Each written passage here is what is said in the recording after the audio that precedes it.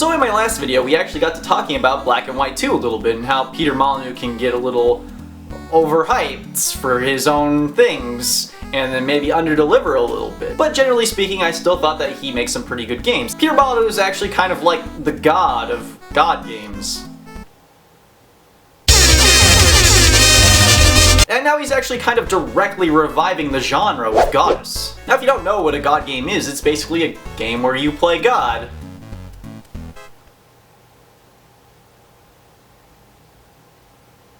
And in doing so, you don't necessarily directly control anything, but you kind of overwatch the progress that the game makes. Sure, you can kind of intervene when necessary, but a lot of the time you're just kind of sitting there and you're just watching things unfold, which is something I actually enjoy. And it's kind of one of the reasons that I haven't really tackled the God game video yet, because I always thought it would be really difficult to express my words.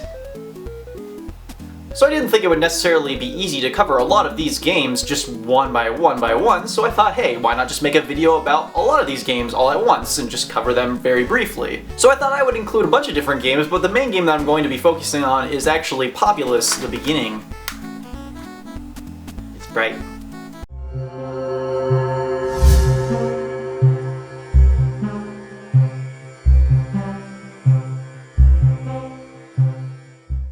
Now this is actually one of the original God games. This one here is called Utopia, and it was released in 1981. This is a game. This is what people used to play. People actually had to, use their imaginations to go places. Or this is what people used to put on their shelves and not play, because this is weird. There's like some boats and some rain. What? Green ship? Do you know what's going on? I don't know what's going on. I can barely even stand watching it right now, let alone commentate this thing. One can only imagine the excitement level of a person who just picked this up on day one. Yo, bro, guess what I got today? No way! Not what I think it is!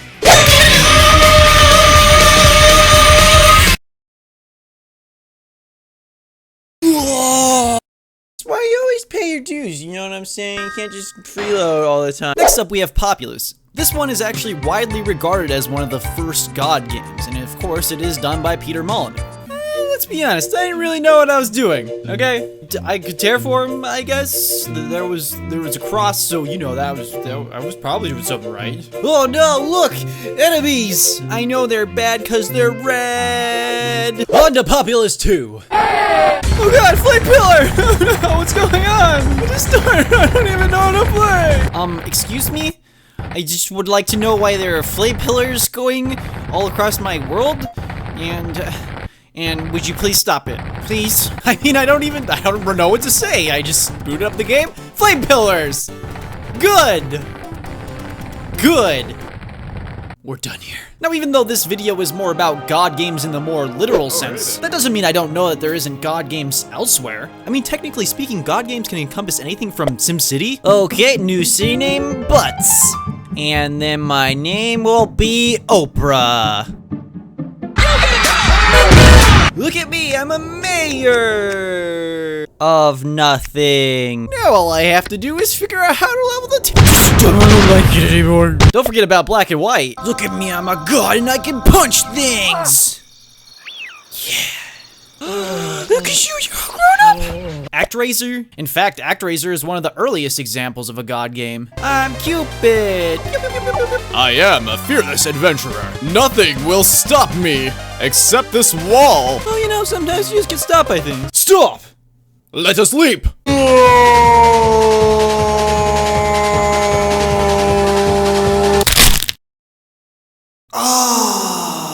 Dungeon Keeper? You see, the key to this game is to have a really strong pimp hand.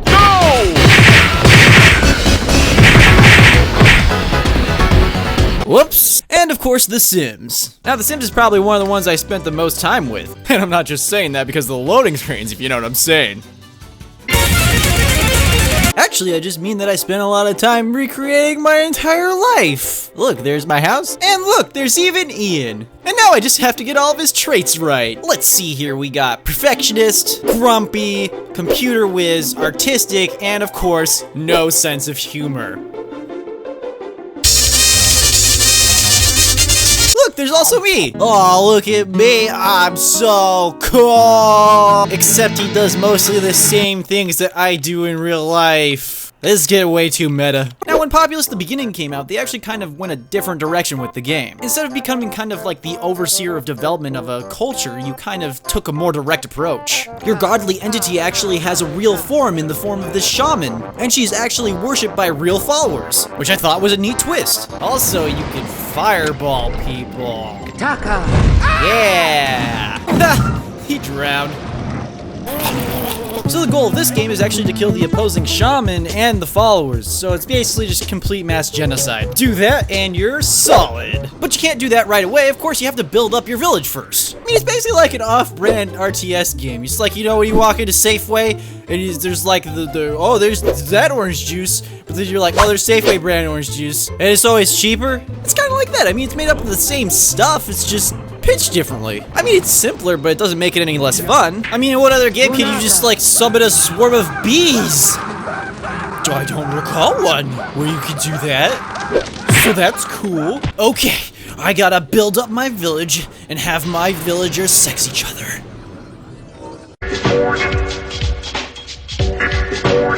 Oh my god, could you please stop making the noises? So in order to get some of the spells in the game, you have to have your followers worship a totem. And every time the bar fills up on the totem, you have to listen to this. And for instance, with this level, this totem is giving me a spell I need to progress. So I have to get the spell. Which means...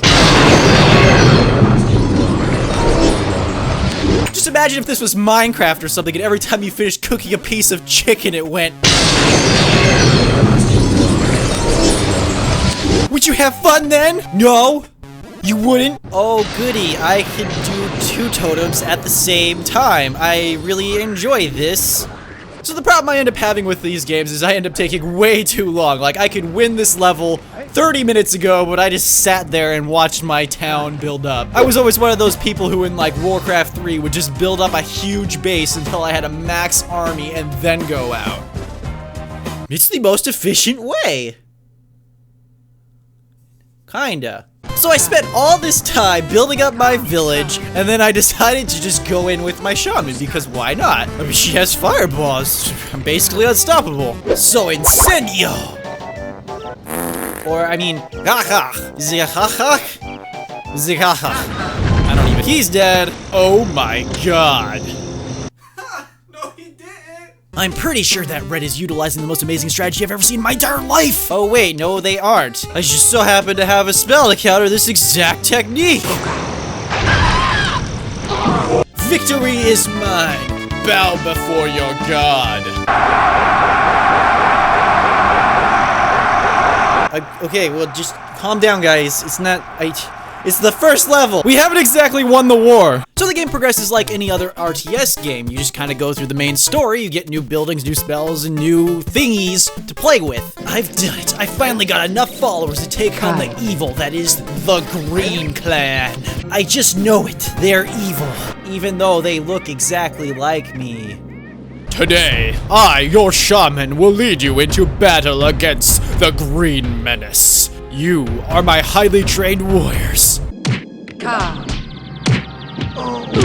And at my command, you will stop at nothing to defeat the Green Menace. There will come a time when you will look back and remember this day. This is the day we fought and defeated our greatest rivals. You will not stop, you will not fail, and we will defeat them.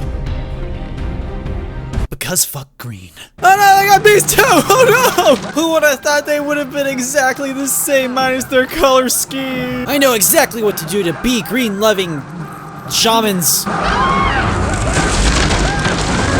Oh. Oh dear.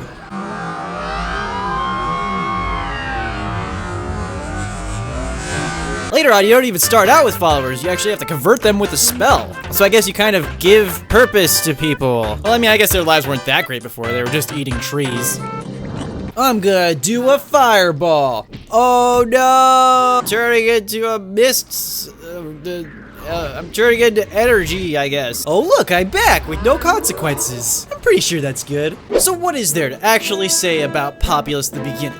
Well, it's not actually that bad of a game. In fact, I do quite enjoy it, from the little battle shouts to summoning bees. I mean, it basically is and plays like an RTS game, but I think that's what holds it back. It's not very unique. I mean, there's opposing factions, but they're just different colors. There's also some weird mechanical choices that they made, like the fact that if you don't have a priest to combat the other priest, you're basically screwed. Onward to battle! I mean, JK, I want to sit down and listen to your stories. Not to mention, it takes quite a while to get started and to get to the meat and bones of the game. They also lock out a lot of the cool features until much later, which isn't bad. I mean, I realize there has to be some sort of progression, but they kind of move a little bit too slow for my liking. Then on top of that, the mission types deviate from the build up and destroy the opposing faction scenario to the you're timed and you have to kill everything scenario. And I don't like being timed. TikTok, you're losing time. You have to defeat these guys really fast for some reason, but we're not gonna really, go into it. You just gotta do it.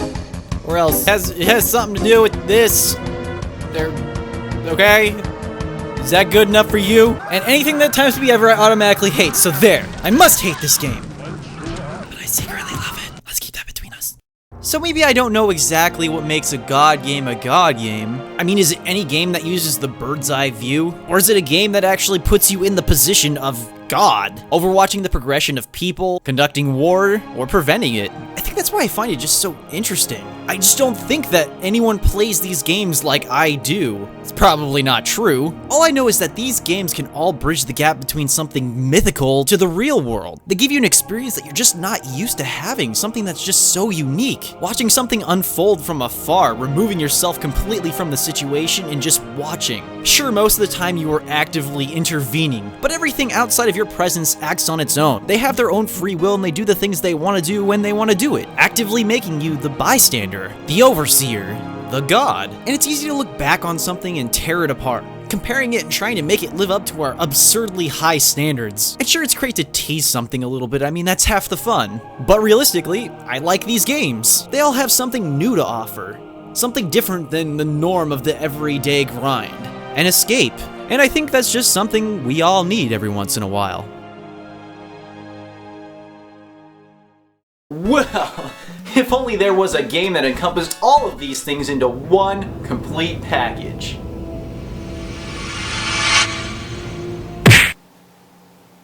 If only.